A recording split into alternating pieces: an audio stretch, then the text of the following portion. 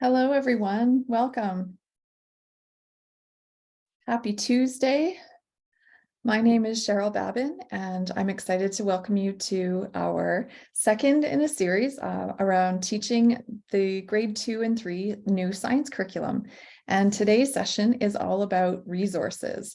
I know often teachers like to dig in and find those gems and find those good pieces that will not only work for one particular outcome, but try to find them that will bridge the gaps and find engaging and interesting things. So I hope to have been able to do that for you today, save you a little bit of digging time, and we'll hope to spark a few ideas of your own. So I have a link to the slides available for you here on the first slide. It's a bit.ly link, and it's 2-3 science-resources. Lots of hyphens there. I'm just going to post that into the chat for you.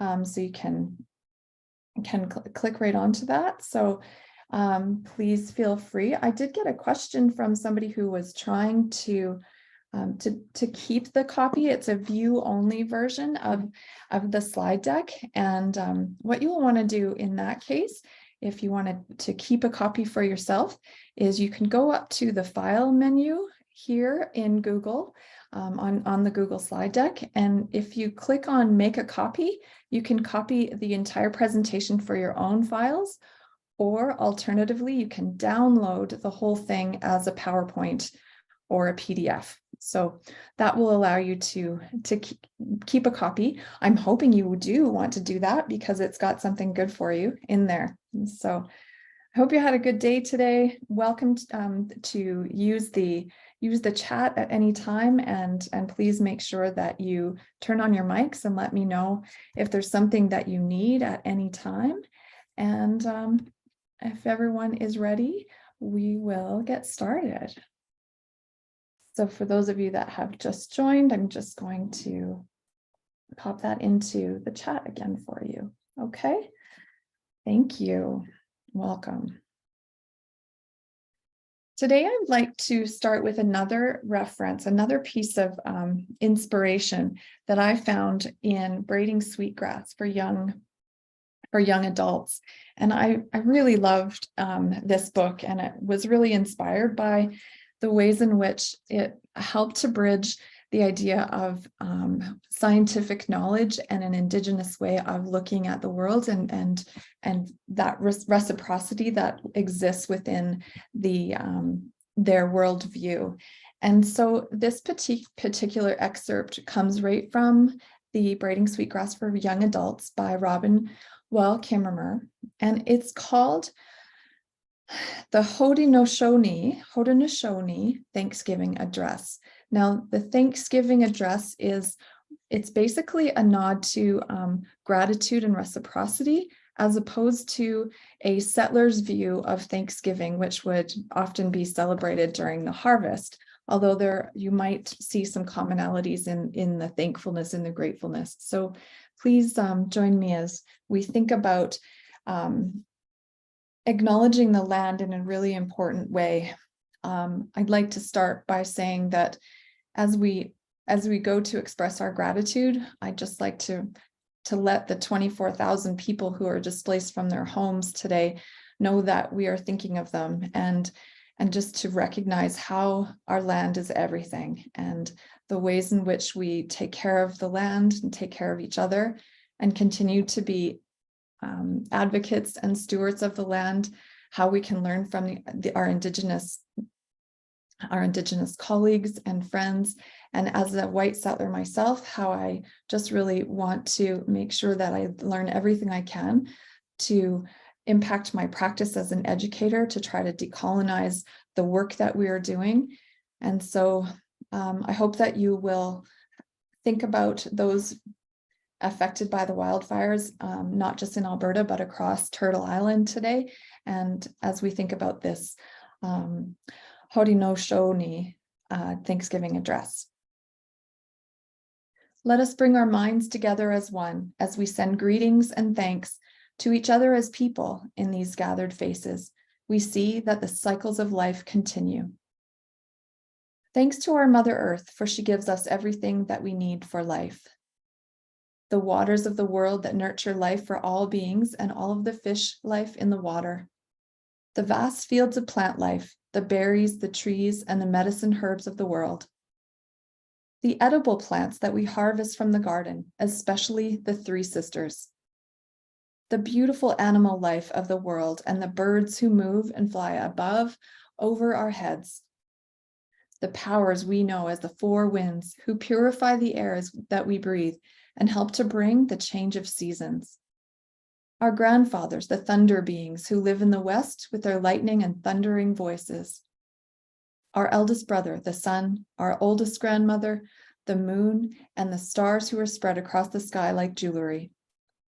The enlightened teachers who have come to help throughout the ages. And we now turn our thoughts to the Creator, our Great Spirit, and send greetings and thanks for all of the gifts of creation. Now our minds are one.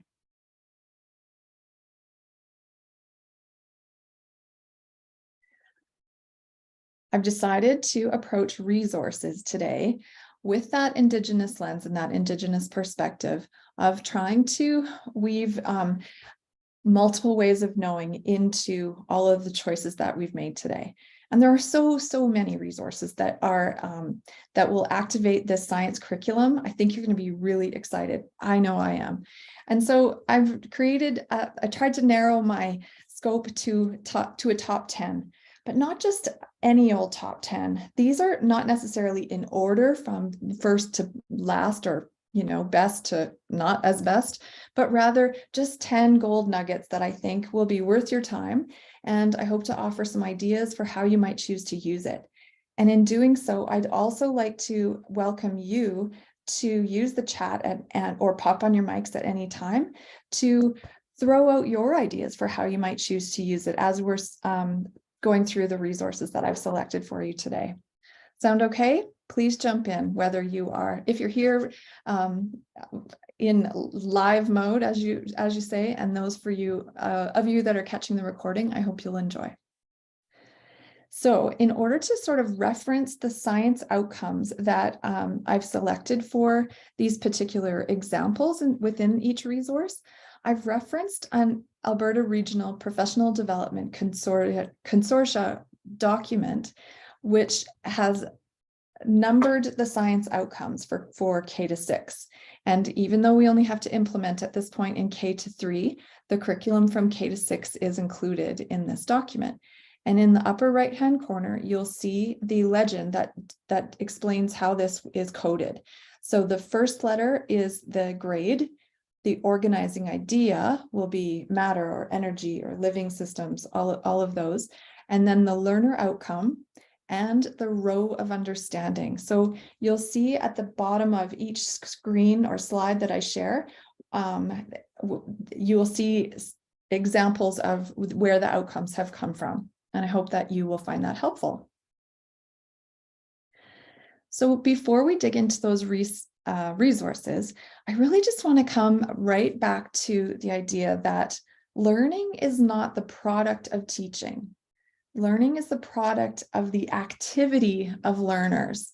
So whenever and every single time that you take one of these resources, we would encourage you to really find ways to make it as hands-on, as experiential as possible, particularly in this discipline in science as a subject. We want kids to get dirty. We want them to get messy. We want them to hold on to their learning, to play with it, to talk. And so if you think about this cycle, that experience and being involved in the doing of the learning is really important. So engage them where you can in something that's hands-on. It doesn't have to always be messy, but it could be just some sort of manipulative that sort of approaches students from the heart, the hands, and the head. We want to keep them really active as possible. After they've had a chance to get in there and use their hands or experience something, then that's the best time to get them talking. Then going into that sort of mode where they're writing or drawing or questioning or labeling, back to the doing again, and then back to talking. So we want to intersperse those, the experience with the ways in which we can kind of track and document what kids are capturing and how they're starting to understand what the learning is all about. So in following John Holt's work, let's see how these resources can really help us. The first resource, number 10, not in any particular order on the list, is from Let's Talk Science. And many of you may have experienced this resource or this organization before. I'm going to, you'll see at the bottom that for these two particular examples, I've cited the learning outcomes that come direct where they connect. Okay. And so for many of the resources that I'm sharing today, you may have to give up an email address and a little bit of information about yourself, but I've really worked hard to select resources that don't cost anything. So I did give my email into a few of these different places to get access to some of the resources, but I haven't paid any money for any subscriptions or anything. So I hope you'll like that idea. And so if you'll notice on each of these slides, not only the title, but each image is hyperlinked so that you can bounce directly to the resource. And the Let's Talk Science website is really comprehensive. One thing that I love about it is that you can actually go right in and search for resources based on your grade and what you're looking for. So here you can go, you can see in the top right-hand corner, find resources by curriculum, and we can choose Alberta, and they're all updated for the new science curriculum. Yes, fabulous. So if you happen to be grade 3, you can see that you can source the Alberta science curriculum and then open it up for a search, and you get these great opportunities to check into a few different things.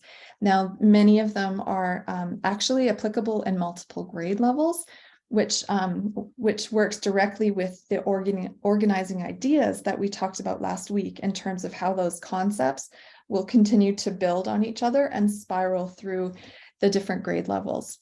And so it's a great site in terms of its accessibility, and the quality of the resources is very strong.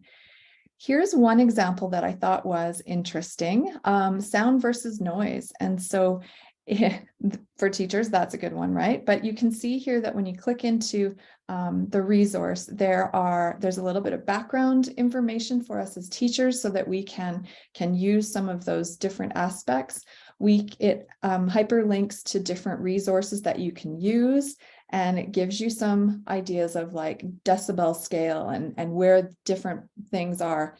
You could actually use this to monitor your classroom noise at times, right? But so it gives you a bit of background information as well as student materials that you may like to check out. And so that one corresponds with students investigating the behaviors of light and sound. And I totally loved this idea here. It's called The Hidden Heroes of Hockey. And it's really about, I thought it linked beautifully to students investigating and analyzing how materials can change.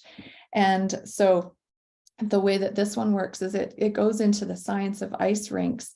And there's a technical video that talks about how they have to freeze and melt and refreeze and keep the temperature, and then scrape and manipulate and do that so that it can be technically useful, and how they do that resurfacing. So just using something that might connect to kids, and I don't know, maybe you could find ways to get them to make their own little mini ice rink, or maybe they have to try to manipulate the materials in different ways. And we know that you've got lots of ways that they can make sound and noise.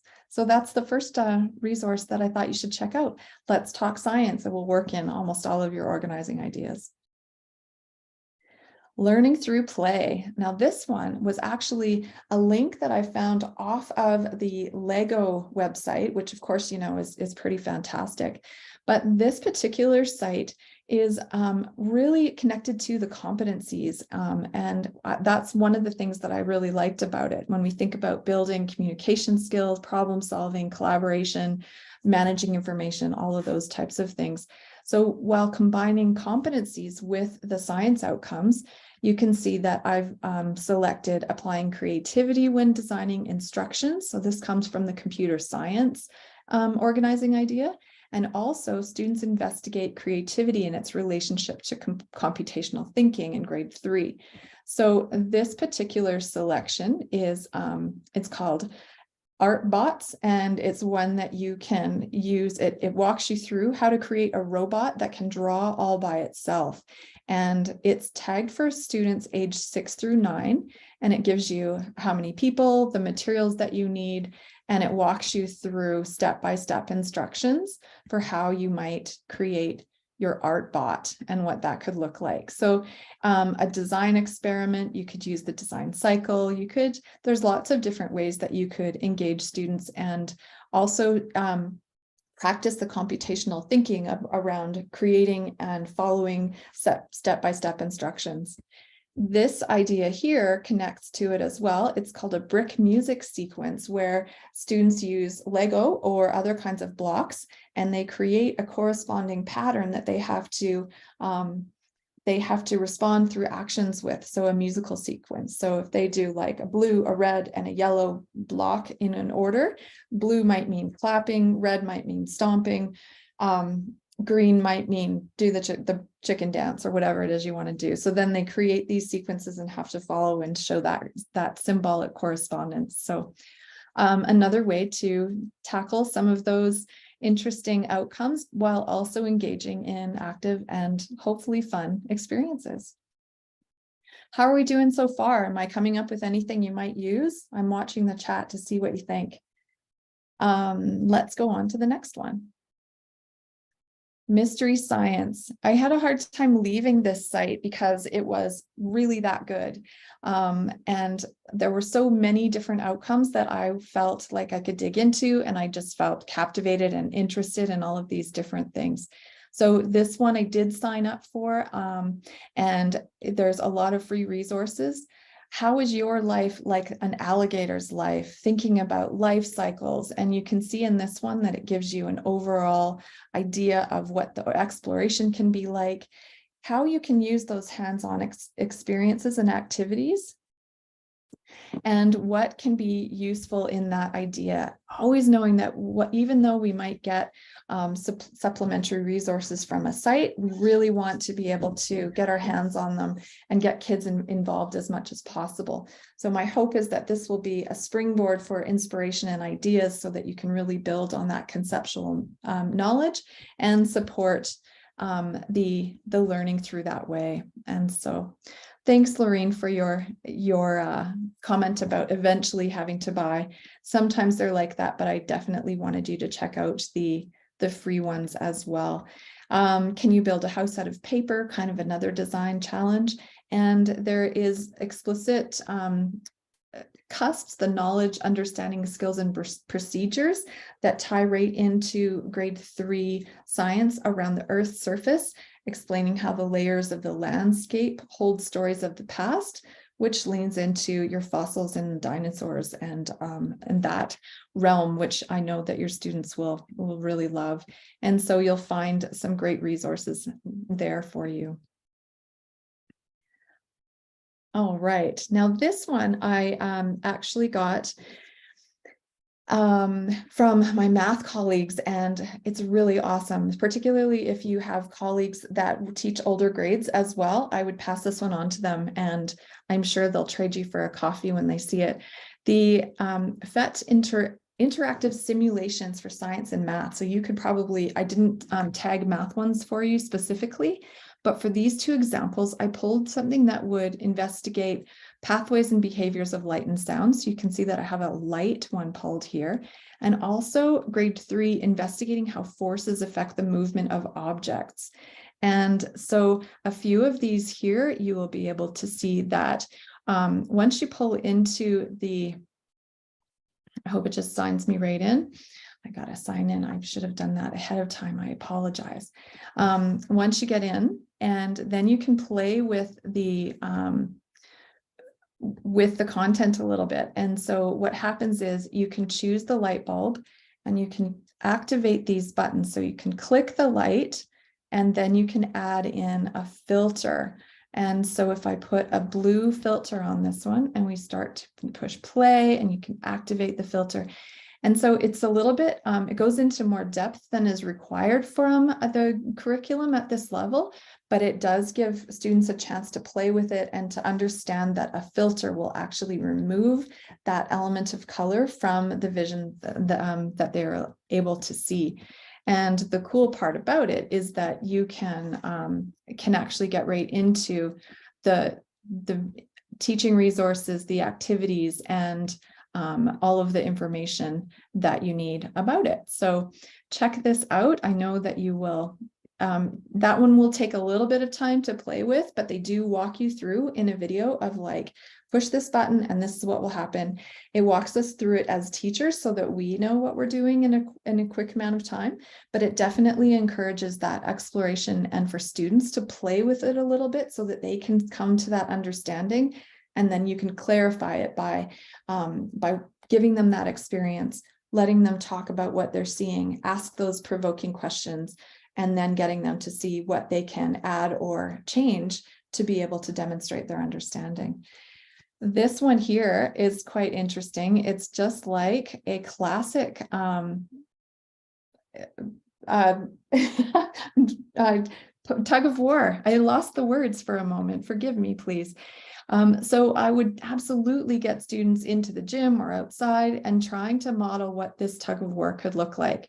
But the idea is that you can pick up these little humans and you can talk about the sum of forces. There's a couple of different things that you can indicate. There's speedometers and the all of the measurements that can go. And so you can see that if they start pulling with equal force, it's not moving at all. But if we take a slightly larger human and we start to add additional force, then it will pull, and that some of the forces will win. So definitely great to do in person, but then also something that you can demonstrate and model and talk about how that force can really make sense. There's some that talk about friction and movement and turns, all those kinds of things. So it would be really valuable to check it out.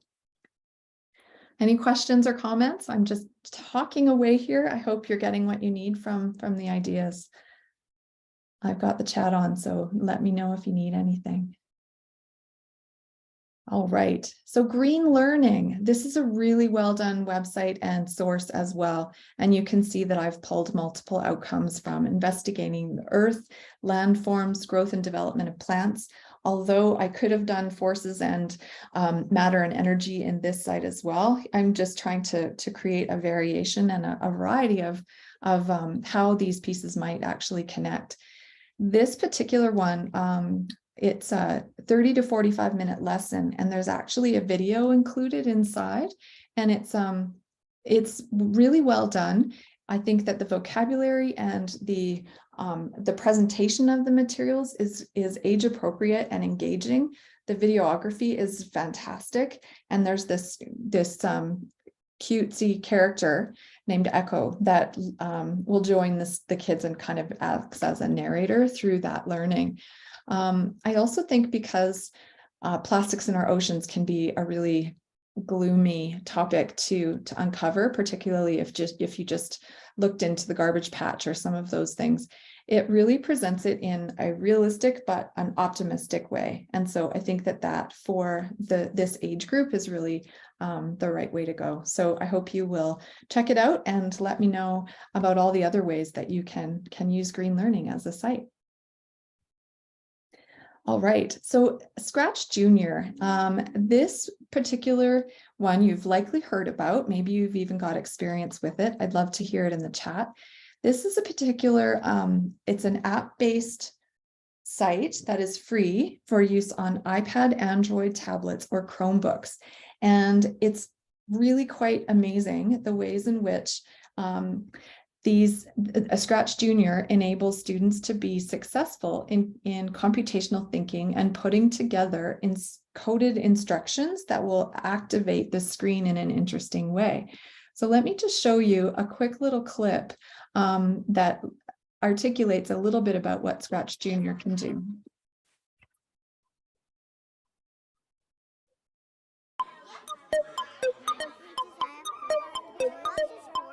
We're working on Scratch Junior, which is a programming language for young kids, specifically designed for 5 to 7-year-olds, and is designed with them in mind, so it's developmentally appropriate, and children can create animated stories, interactive games, collages, or anything they imagine.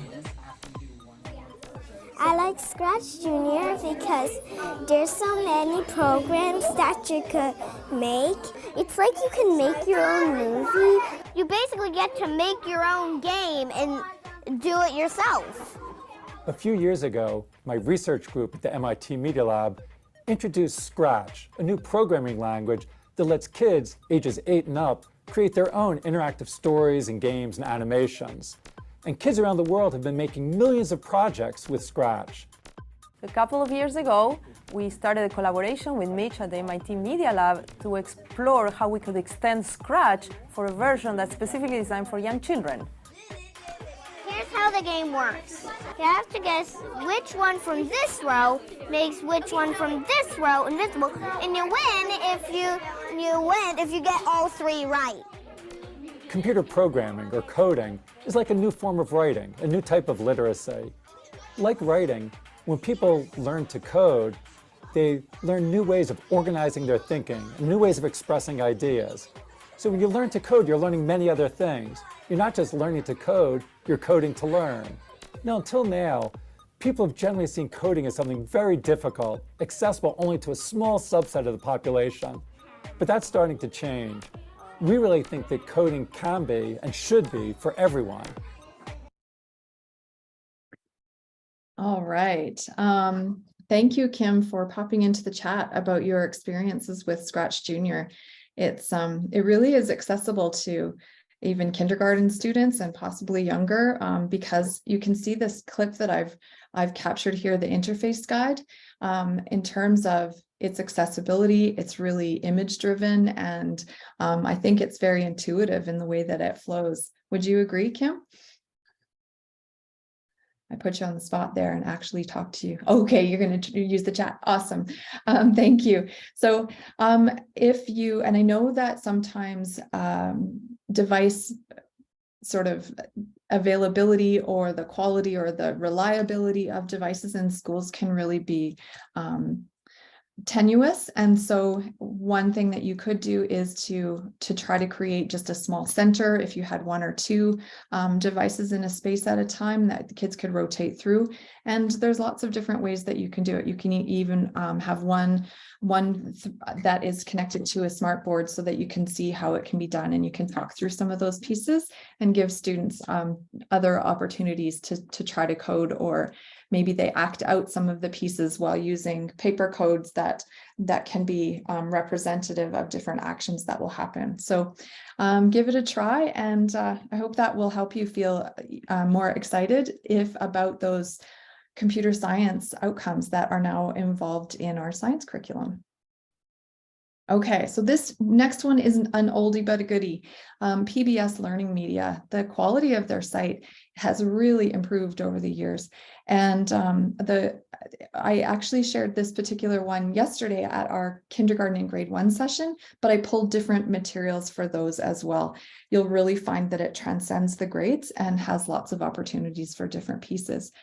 This particular one that I pulled would be really something fun to do in real life with students, assuming their parents are on board, of course. But you can see that this particular video, I'm just going to turn off the sound so that I can talk through it.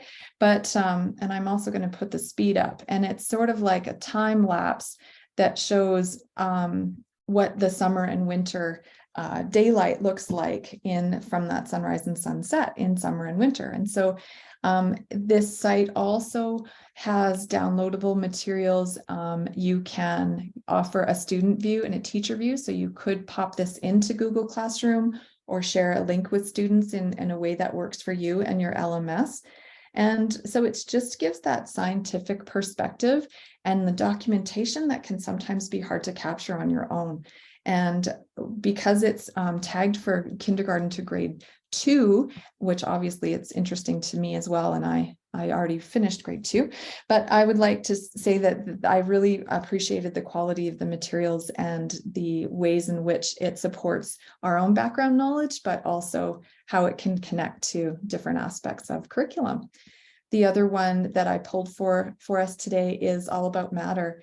And similar to some of the other pieces that I've pulled, the vocabulary and the accessibility and the language, the ways in which they're communicating these scientific concepts are really strong.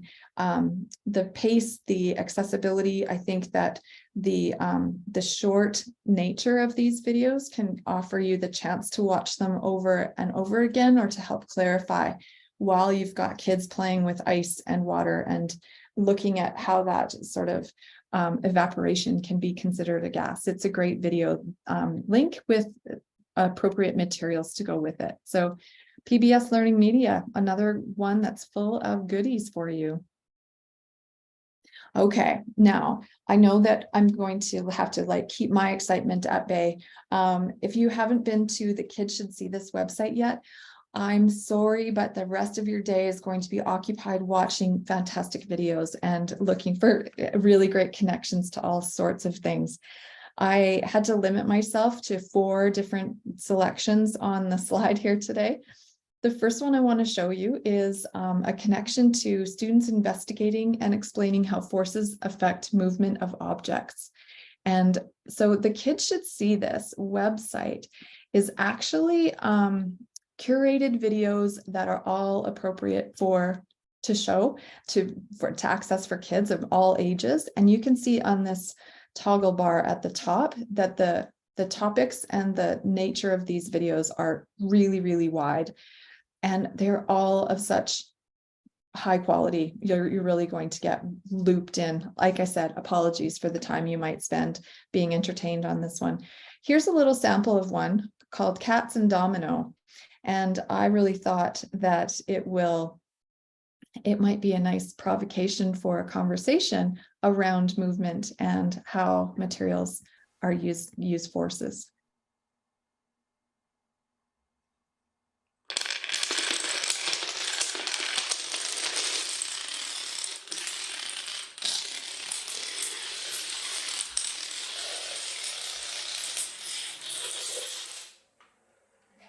Little Rube Goldberg for us here.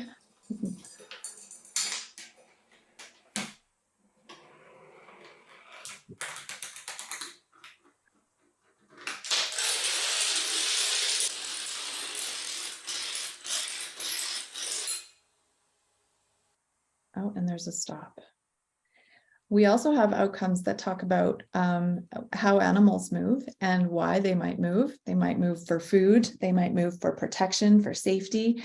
And within the cusps, you can find all of those different different aspects of movement, how those dominoes would be connected and how that pressure creates that flow. Got to do a little bit of yoga here.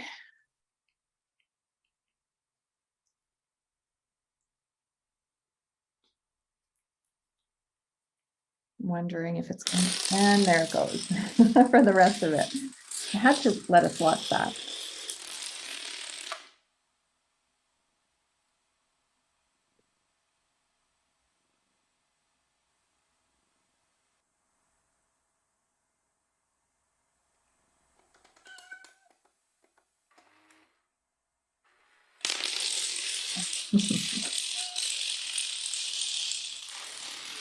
Okay, I will stop it there. I know it's such a cliffhanger. You're going to have to watch the rest later. But you can see that these interesting videos can be great motivators and provocations for some actual hands-on experiences in class. Now I have to show you this one because when you think about how students have to analyze and describe how plants and animals interact with each other and the environment, this beautiful collection this clip that I found in the Kids Should See This. You can get these directly sent to your email, by the way.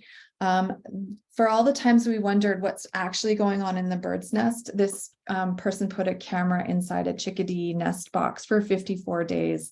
And it's quite an amazing journey, really. There's background knowledge. The video is 20 minutes, but it really goes through and talks a little bit about, it's very engaging. The language is accessible to young students, and you get to start to see how the days are all counted in a scientific way. It models that scientific observation and tracking the days and the time and what might be happening. And you could even do it little bits at a time to see what's happening in the bird box. And so here they've been able to capture, the parents grabbing all the different pieces and how the nest is being built up and the movement that comes within that. I'm going to jump ahead here for interest of our time. I know it's spoiling it a little bit. And then suddenly around day 18 and 19, you can start to see the eggs forming in there. And she's really nestling in, and there they are. And it's so amazing. And so as you can guess, the box is just observed there. When there's a threat on the outside, you can see what's happening. And there's often, and then you can see when these little chicks are being fed and watching their little beaks open up, and you see that big white beak. Anyways, it's totally fascinating. And I just couldn't help but share this one with you. This particular video over here is a young person who is able to make all kinds of different animal sounds using his violin, linking into the behaviors of light and sound. And this one here actually is a visual representation of what sound looks like. So check it out. It's really going to create some great conversation and some opportunities for students to get their hands on different sounds and try to visualize and maybe draw out what those sound waves could look like. Anybody interested in any of these so far? Yesterday, people thought that they might want to use the cat one. I admit I shared it at the grade 1 session as well. They were like, I'm doing that tomorrow. That one sounds great. So I hope you like it. I would be remiss not to share with you the resources that are available on New Learn Alberta that are directly connected to your science outcomes. And there's 2 ways that you can find and access the best resources for each learner outcome. And so I'm going to pop over to Learn Alberta, which I've been in and out all day. So I'm just going to make sure that I am signed in so that I can get all of the opening access to each of the resources. If you don't yet have your login, please make sure you check in to be able to do that, because it's the very best way to access those resources. So now the first way that you can access the resources connected to outcomes is to go into the curriculum as you would in this digital version, not the printable, I mean by that. And so if you go into science and choose your grade level, when you hover over top of a learning outcome, I'm just scrolling through to grab one here. So here, for example, when you see the green learning outcomes, if you hover on top of it, you will get this share icon as well as a little lowercase I in a circle. Sometimes I say I and people are looking for eyeballs, so I'm trying to be more specific about that. When you click on that, on the I, it gives you what's called a flyout. And in this flyout, which is actually a really lovely, clean view of the organizing idea, guiding question, and learning outcome, you can see that it gives you a list of the cusps, and you can toggle across to resources. And now for this particular outcome of students investigate the behaviors of light and sound, you can see that we have 2 Pearson literacy readers at grade level that explore the science of light and sound. And if you're logged in, you'll be able to go right to that resource and open it up on your screen. You can also click on the Go Light button, makes a rainbow. Sharon Cohn. and your friend can Light makes a rainbow. read it. Sharon out Cohn. And so those are available for you. Some learner outcomes have many different resources, and some of them have a few, but it's definitely continually being updated, and more are being posted all the time. The second way that you can check out resources that are available is to go into the Explore Resources section. And in this part of New Learn Alberta, I would encourage you to really play with the filters and start to tag resources that you like. And so if I go in here and I select grades 2 and 3, for example, and I can go into science. Now you can see I could select a resource type or language. We've got great French resources as well as in English for those of you that are teaching French immersion. But you can see the collection of literacy readers as in English and French, as well as some gizmos. Gizmos are really great in the sense that they are also interactive tools. We will be offering sessions directly instructed by gizmos to give you some tips on how to use them and how to activate them. But this particular one is has this slant here, and what you can do is you can manipulate this to create some friction, and you drag ants to the bottom to see how many of them it will take to push the blueberry up, and if they can do it. There's too much friction. If we deactivate the friction, maybe we need more ants. So you can play with it in that way, and play with the different materials as well. So it's called gizmos, and it's another way that you can activate some of the learning experiences and get kids involved. Now, I think it would be most interesting to set up an inclined plane in your classroom and try to have them actually working with those materials in a hands-on way, but also then referencing it on this resource so that they can see both from that scientific perspective as well as what it feels like to move with that kind of friction and move it up like that. Or maybe you are walking the hills on your school ground and talking about the inclined plane and what that feels like. Maybe you're using phys ed equipment and creating the conditions in the gym. So that's another opportunity for you. You can also see that sometimes there are recommendations for books that are not included as a resource, but maybe one that you could look to include in your school library. So there's actually quite a lot of resources available to you. If you haven't yet checked out the Mathology Little Books or the Pearson Readers, this one here is a Mathology resource, and it connects both to, you can see that it's not just to the science outcomes, but it goes to science in grade 1, it has ELAL in grade 2, math grade 2, ELAL in grade 3, math grade 3. So it's transdisciplinary in that way. And the little books are similar to the Pearson readers, where like quality illustrations and the language is really accessible. The students can have it read aloud to them as well, or you could use this as a teaching resource for a whole or small group. All right, so those were the two ways that you can access New Learn Alberta resources that are there for you. Okay, now this next one is possibly the gold mine you are looking for.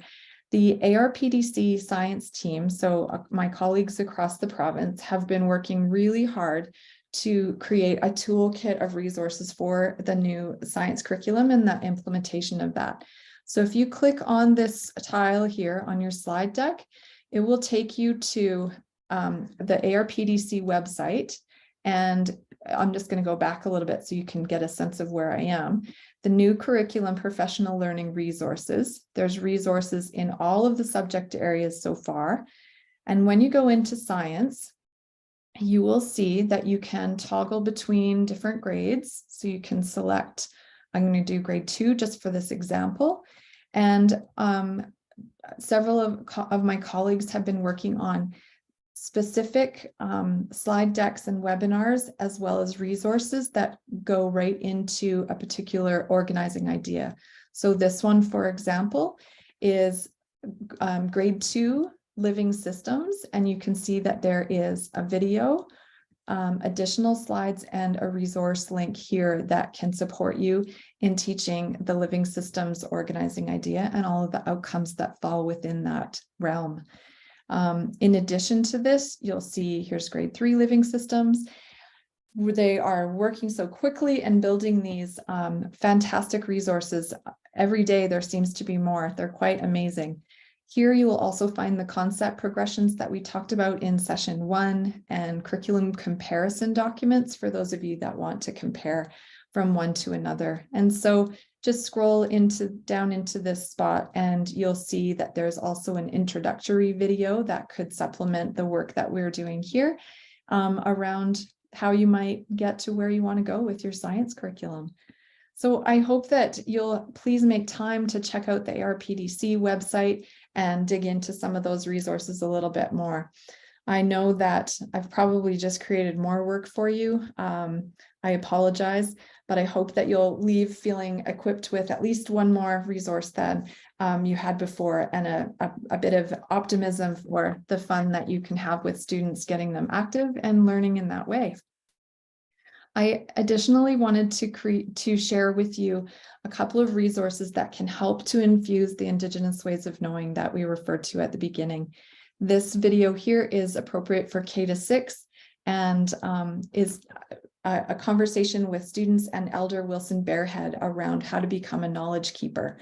Here's an example of talking circles and also classroom activities that come from our website called Empowering the Spirit.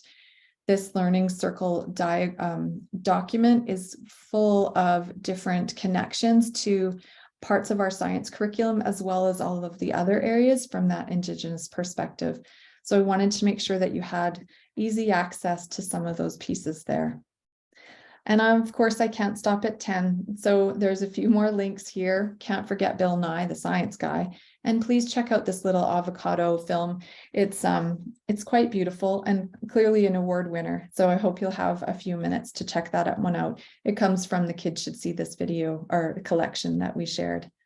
So at this point, I'd like to ask you, how many I wonders do you have? Do you have any questions or thoughts, comments that you would be willing to share with me today, either in the chat or go ahead and turn your microphone on?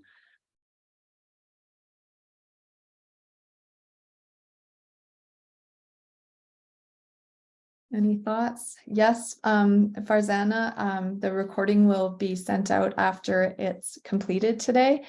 And I'm glad to do that. Thank you. I hope that this has been useful. And I want to share with you that, oh, this didn't come out very well. Next week, our work will be around making transdisciplinary connections and pulling this together with literacy and math and art and science all together. So good luck with everything. I hope you are enjoying the series so far. Any feedback is very welcome.